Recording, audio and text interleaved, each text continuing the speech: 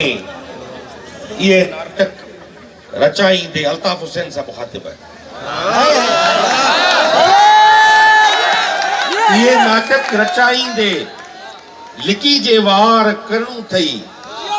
असा के रूह पंहिंजे खां अगर जे धार करूं थई अचे को खून जो दरिया अवल सो पार करूं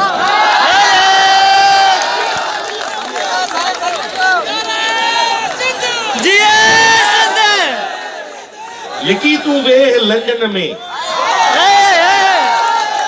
लिखी तू वेह लंदन में निभाए नांग सां रिश्ता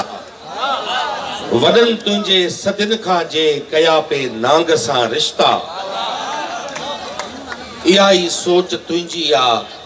सदाई जा रुली आहे इहा हिजरत नसीबन में अज़ल खां ई लिखी आहे सदा तो लज लालच ते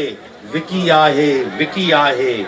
सदा तू नान जो नौकर बिटीअ जो मान छा ॼाणी सचल जो सुंग छा आहे लतीफ़ी लात छा ॼाणी संदन पुर नूर आसण में रही का रात छा ॼाणी और नोटन ते नचण वारा मिटीअ जो मान छा ॼाणी उतर थर लाड़ ऐं काछो इजो पिया ॾियण पिचीअ तुंहिंजे ढंढू ढोरा सिंधु सागर वतन जा वण पिचीअ तुंहिंजे जॾहिं हीअ विॼ जीअं वांगी तिखी का डोड़ थी ईंदा हज़ारे ऐं लखे हिन अॼु कॾहिं तां किरोड़ थी ईंदा हज़ारे ऐं लखे हिन अॼु कॾहिं तां थी ईंदा कलाची कुन पियो कंबंदो जॾहिं गज गोड़ थी ईंदा इहे नक्शा बि तुंहिंजे लाइ सिंध विराइण जा नक्शा इहे नक्शा बि तुंहिंजे लाइ गिचीअ जो नोड़ थी ईंदा वतन जी